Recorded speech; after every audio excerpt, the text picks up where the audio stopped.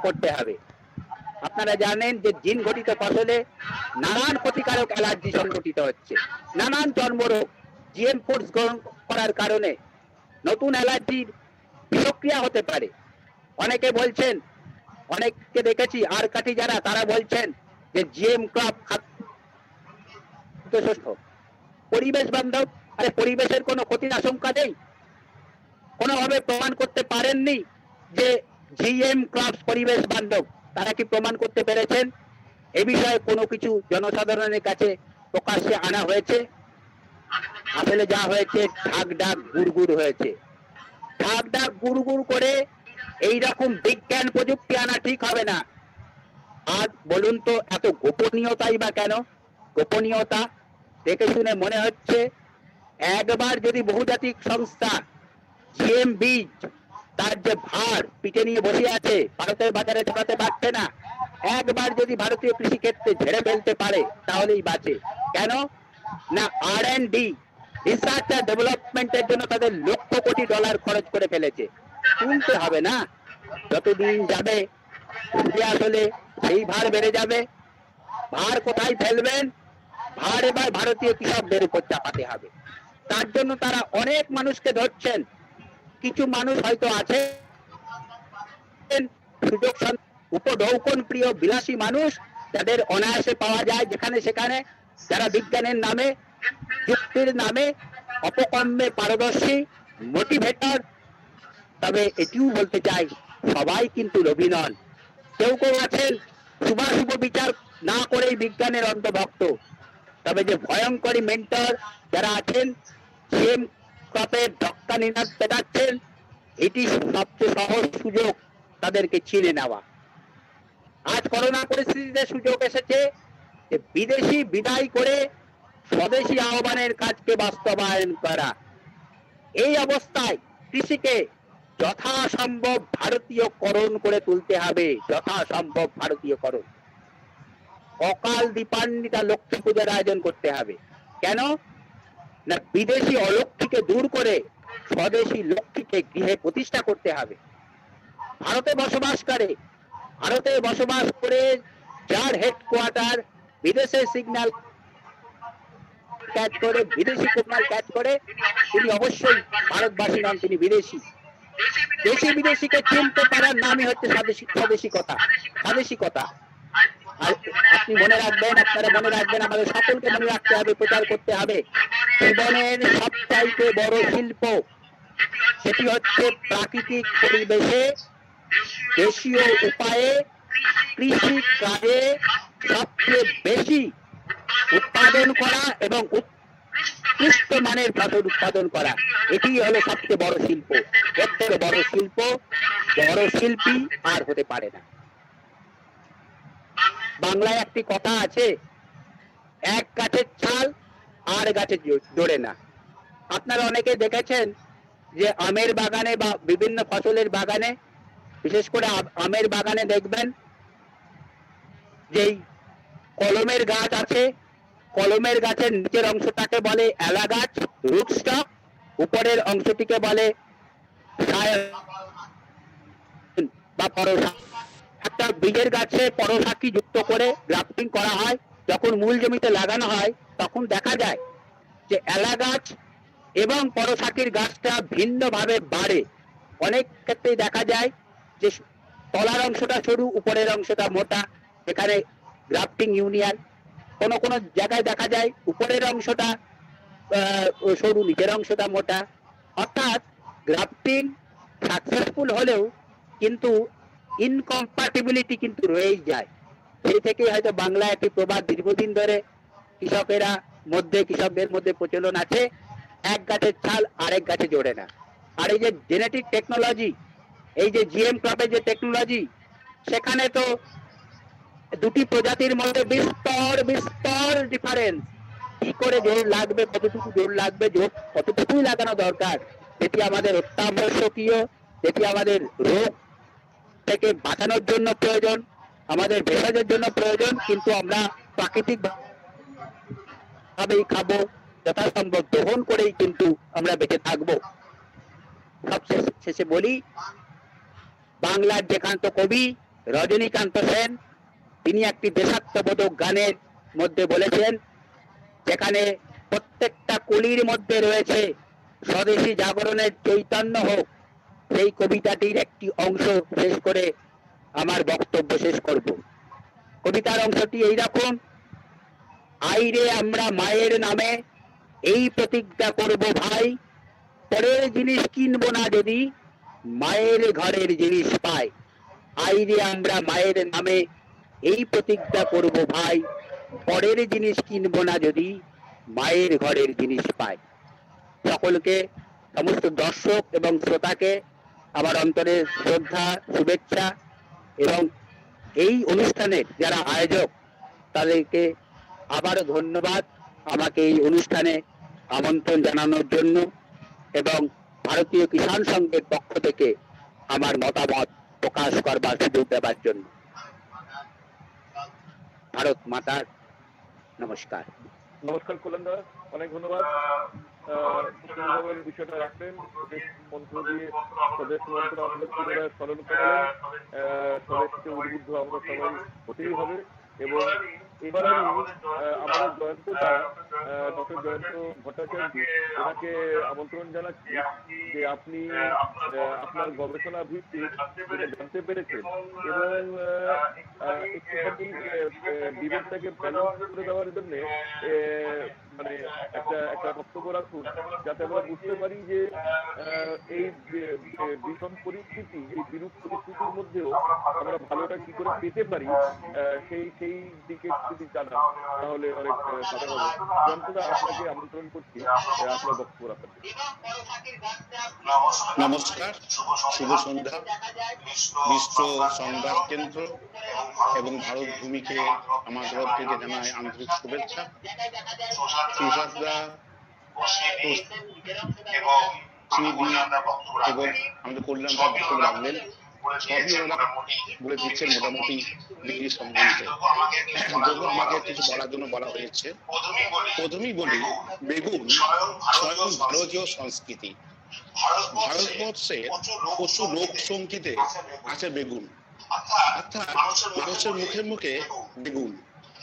এই বেগুন ক্ষুদ্র নার্সারি কৃষকের একটা উপার্জনের পথ। প্রচুর ক্ষুদ্র এবং খুব অল্প জমি আছে, তারা বেগুন চাষ করে সংসার চালায়। ভারতবর্ষে প্রায় 5,50,000 হেক্টর জমিতে বেগুন চাষ হয়। পৃথিবীর 26% বেগুন ভারতবর্ষে উৎপন্ন হয়। চীনের পর ভারতবর্ষ হচ্ছে সেকেন্ড। পৃথিবীতে সব থেকে বেশি বেগুন উৎপন্ন করে চীন, তারপরে করে ভারতবর্ষ 26%। চীনে 3.7 মিলিয়ন হেক্টর জমিতে আমাদের জেনেটিক মডিফাইড অর্গানিজম জিএমও চাষ হয়। অনলি 3.7 মিলিয়ন হেক্টর জমিতে। ভারতবর্ষে 8.4 মিলিয়ন হেক্টর জমিতে আমাদের জিএমও চাষ করা হয়। ভারতবর্ষের মধ্যে সুশাসবাবু আগেই বলেছেন অনলি কটন চাষ হয়।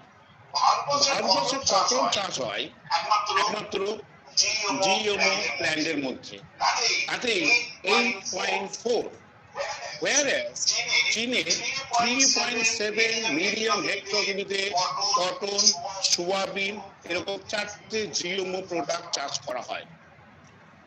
আমেরিকাতে 64 মিলিয়ন হেক্টর জমিতে মোট 8টা জিওমো প্রোডাক্ট চাষ করা হয়। তো জিওমো নিয়ে একটা কন্ট্রোভার্সি আছে। কিছু কিছু মানুষ যেমন বলছেন, কিছু কিছু বিজ্ঞানী যেমন বলছেন যে জিওমো একটা আমাদের হিউম্যান সোসাইটির ওপর, আমাদের এনভায়রনমেন্টের ওপর একটা নেগেটিভ ফিডব্যাক আসতে পারে। ঠিক সেরকম কোন সায়েন্টিস্ট বলছে না, এটা বায়োসেফটিকে ব্যালেন্স করে তৈরি করা হচ্ছে। আমি বলি, পশ্চিমবঙ্গে ভারতবর্ষে টোটাল যে বেগুন উৎপন্ন হয় তার 30% উৎপন্ন হয় পশ্চিমবঙ্গ থেকে। 20% 60% বেগুন উৎপন্ন হয় ভারতবর্ষের পশ্চিমবঙ্গ থেকে। এইটি আমাদের বিটি ব্যাপারটা কি তুষার বাবু বলেছেন, আমি তার একটু বলছি। পশ্চিম ভারতবর্ষের বেগুনে 70% বেগুন আক্রান্ত হয় পেস্টের মাধ্যমে, অর্থাৎ FSB বলি আমরা। এটা কি? ফল ও ডাঁটা ছিদ্রকারী পোকা, সঙ্গে বলা হয় FSB। এরা কি করে? বেগুন গাছে ফলের মধ্যে এবং কাণ্ডের মধ্যে ঢুকে গিয়ে লার্ভারা নষ্ট করে দেয়। তার ফলে ওপর থেকে যে পেস্টিসাইড ইউজ করা হয়, মিনিমাম 10 থেকে 15 টাইমস কীটনাশক স্প্রে করতে হয় এই ইনসেক্টকে মারার জন্য। এই ইনসেক্ট গুলো যেহেতু প্ল্যান্টের ভেতরে ঢুকে যায়, তা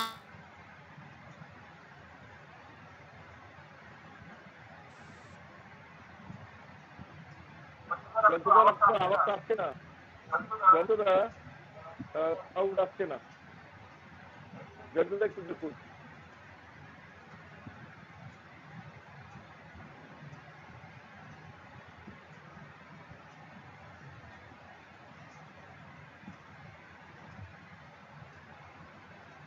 যতটা আপনার সাউন্ড অফ হয়ে গেছে, যতটা আপনার আওয়াজটা আসছে না,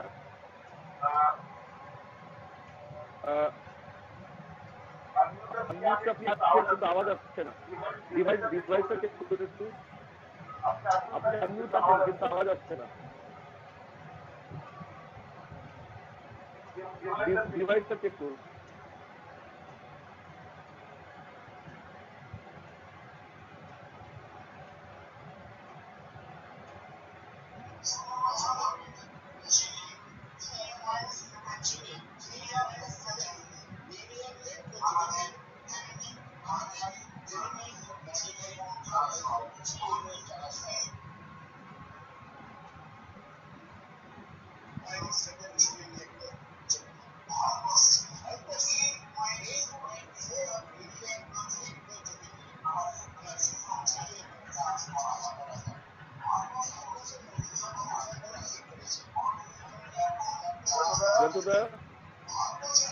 যতটা আপনি শুনতে পাচ্ছেন, আপনার নেটওয়ার্ক বা ডিভাইসের কোনো সমস্যা? হ্যালো, হ্যাঁ এবার আসছে, এবার আপনি শুরু করুন। যন্ত্রটা পরীক্ষা এর জন্য লোডশেডিং হওয়ার ফলে ওয়াইফাইটা অফ হয়ে গেছে। দুঃখিত, মানে আমি কোথায় চেঞ্জ করেছি আমি বুঝতে পারছি না। দেবাশিস একটু বলবেন কোথায় শুরু করেছেন? হ্যাঁ হ্যাঁ হ্যাঁ, আপনি এটা বলছিলেন ওই লার্ভা ভেতরে ঢুকতে যায়, তারপরে 10 থেকে 15 টাইমস বেশি কীটনাশক ব্যবহার করতে হয়, কেননা ভেতরে ঢুকে যায়। ধন্যবাদ। তাহলে আমরা দেখলাম যে 10 to 15 টাইমস পেস্টিসাইড ইউজ করতে হয়। 2007 সালে ভারতবর্ষে 6.2 মিলিয়ন হেক্টর জমিতে পিটি কাজ করা শুরু করা হয়। প্রথম এটা চাষ করে দায়িত্ববাদ মহারাষ্ট্র আইভি সিড কোম্পানি মাহিকো। এই মাহিকো কোম্পানি বিদ্যালয় পান্ডুর এবং কৃষি বিজ্ঞান বিশ্ববিদ্যালয় এর সঙ্গে যৌথ করে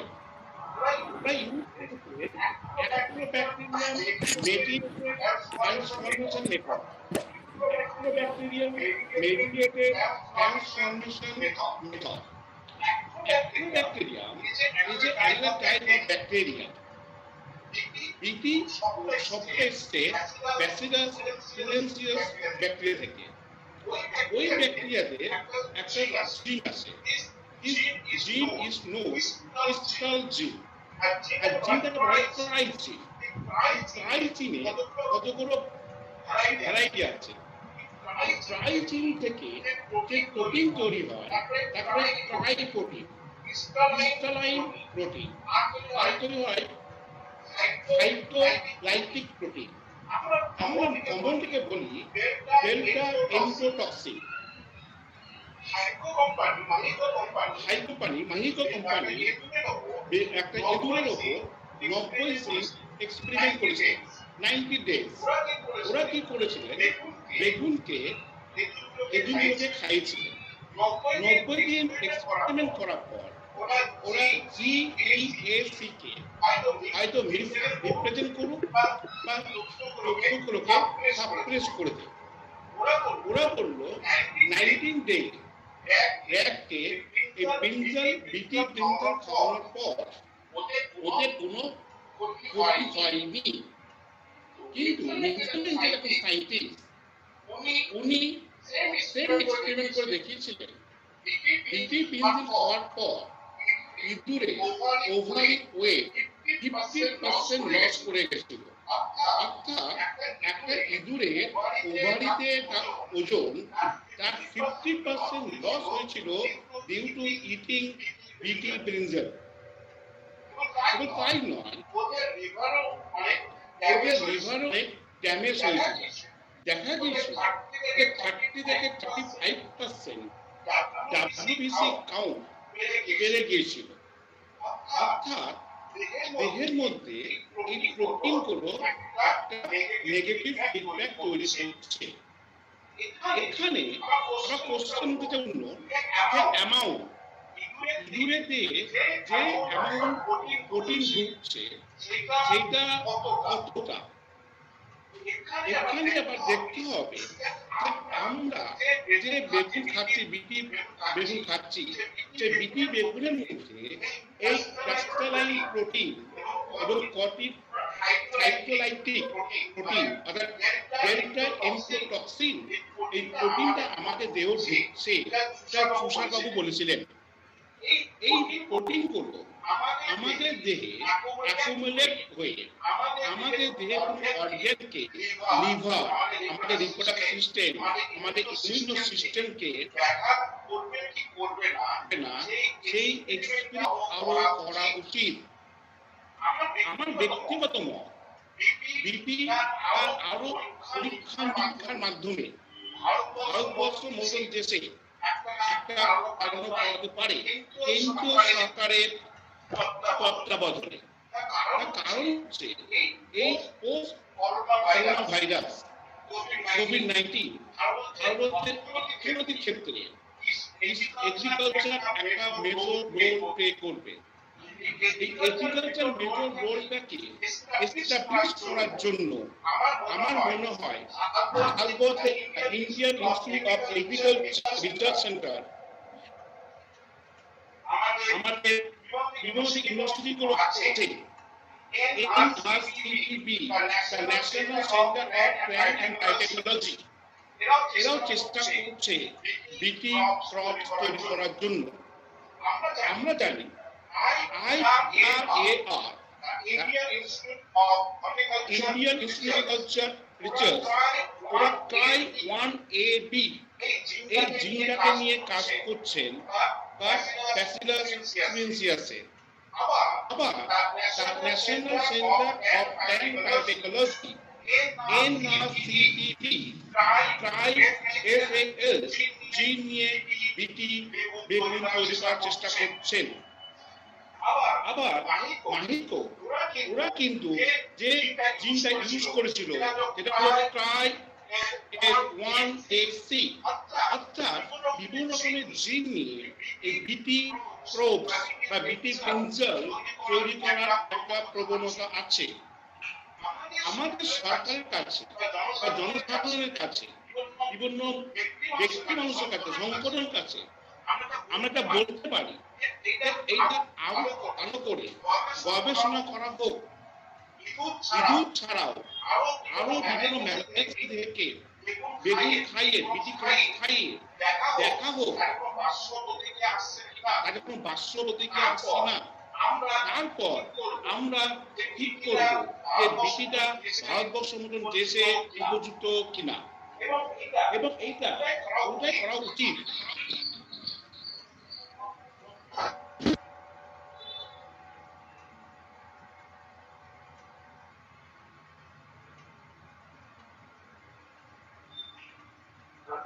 আমার মনে হয় কারেন্ট ফিরে এসছে বাড়িতে, উনি আবার ওনার নামে যেটা আছে জয়ন্ত ভট্টাচার্য নাম দিয়ে বোধ এন্টার করবেন, ওটাতে কন্টিনিউ করবেন। ওনার মনে হয় কারেন্ট ফিরে এসছে বাড়িতে। আমি একটু করে দিচ্ছি জানেন, মানে বারবার পাওয়ার কাট হয়ে যাচ্ছে, ওয়াইফাইটা ডিসকানেক্টেড হয়ে যাচ্ছে।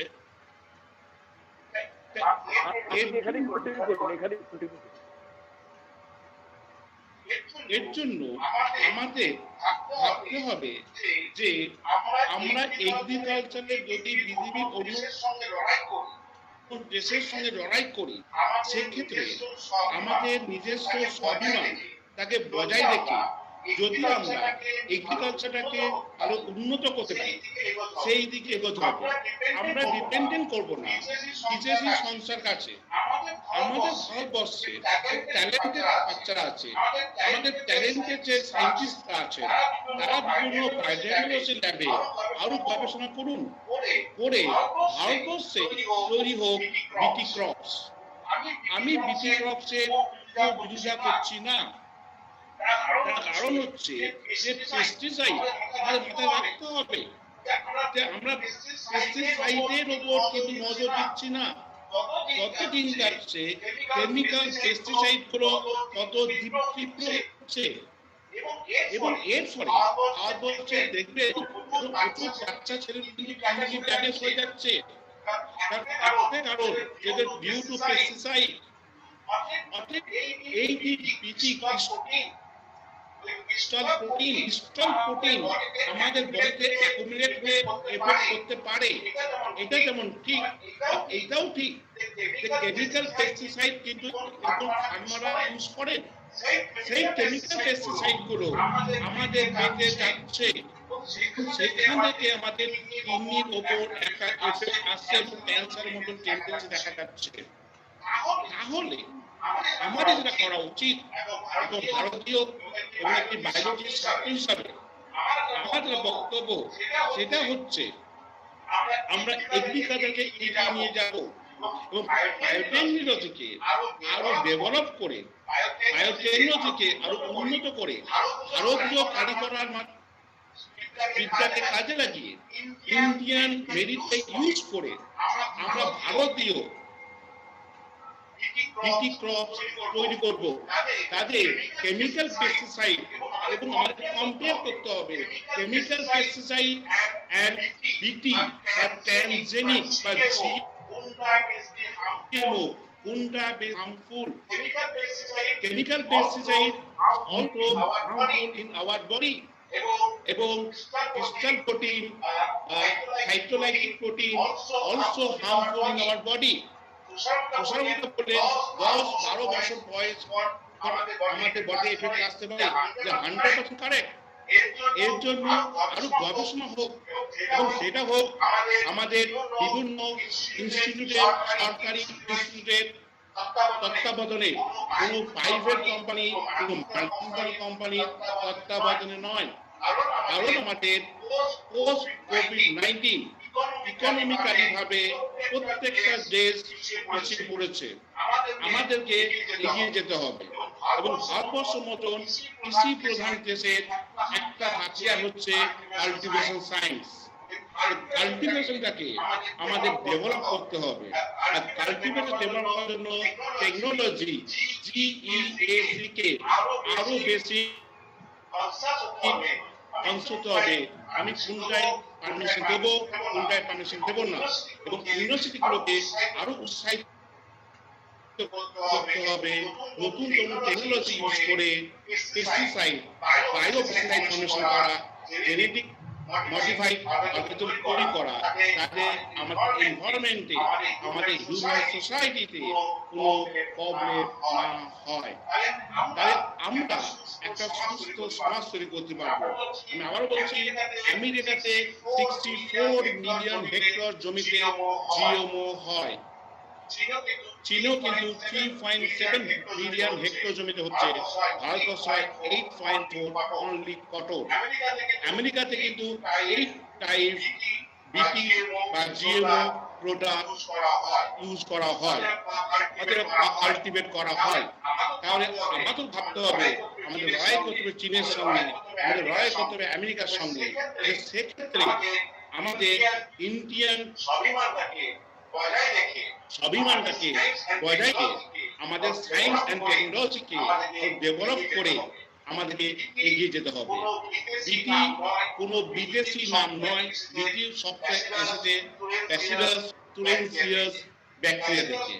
ব্যাসিলাস তুরেনসিয়া একটি সয়েল ব্যাকটেরিয়া, ওর একটা প্রোটিন তৈরি করা জিন থাকে, সেই জিনটাকে ইউজ করা হয়। মাইমিকো এর টেকনোলজি ছিল অ্যাক্টোব্যাকটেরিয়া মেডিয়েটেড ট্রান্সফরমেশন মেথড। এই মেথডে আমাদের বিটি ব্রিঞ্জাল ভারতবর্ষে তৈরি করা হয়েছিল। তাই সবাইকে সম্মান জানিয়ে, সবাই মতামতকে গুরুত্ব জানিয়ে আমি আবার সবাইকে অনুরোধ করব যে আমাদের বিটির ওপর বা জিওমের ওপর আরো বেশি নজর এবং আমাদের সোসাইটিতে এনভায়রনমেন্টটাকে ঠিক রেখে যাতে আমরা এটা আরো করতে পারি সেই দিকে নজর দেওয়ায় আমাদের কাছে কাম্য।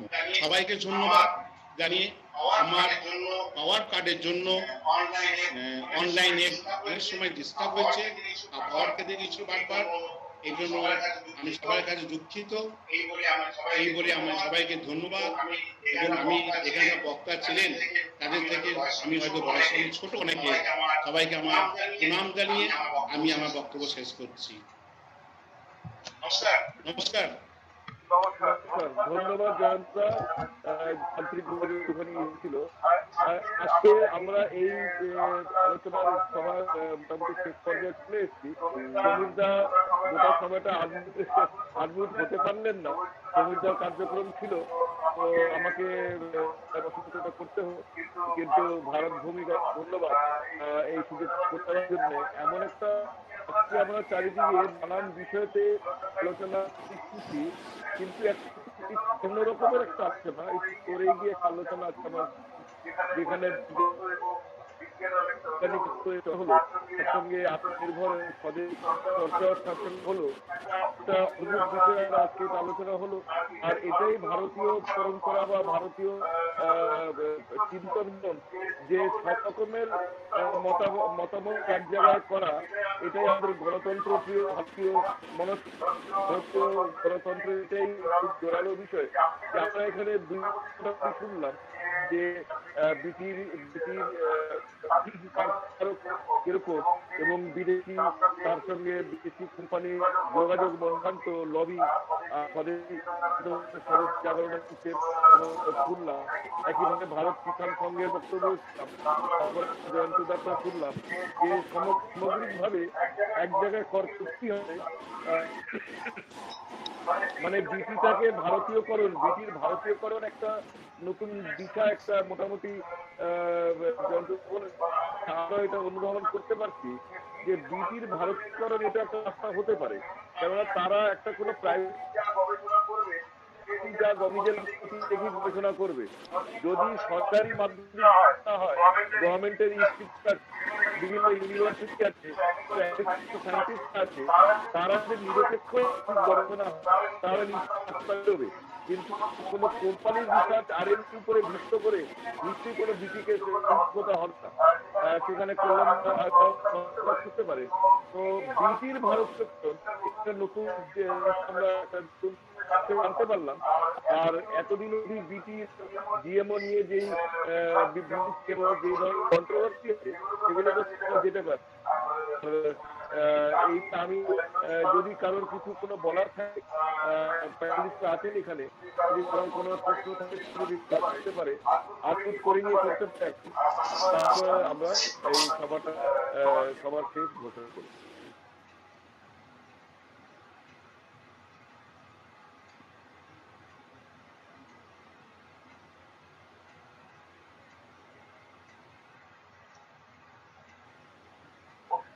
অশ্বিনীজির কাছে একটা প্রশ্ন দেখছি, ভারত ভূমির একটা প্রশ্ন আছে অশ্বিনীজির কাছে, যে বায়োটেকনোলজি রেগুলেটরি অফ ইন্ডিয়া 2003 সেই বিষয়ে একটা কিছু জানতে চাইছেন ভারত ভূমি। ये जो BRAI का अभी प्रश्न आया है, वास्तव में ये प्रपोज्ड एक अथॉरिटी है, यानी ऐसे प्रस्तावित है कि ऐसी BRAI के नाम से एक नई अथॉरिटी प्रस्तावित है जिसमें इस प्रकार के जो बायोटेक्नोलॉजी से संबंधित विषयों को अप्रूवल के लिए जाएगा और उसके रेगुलेशन के लिए जाएगा।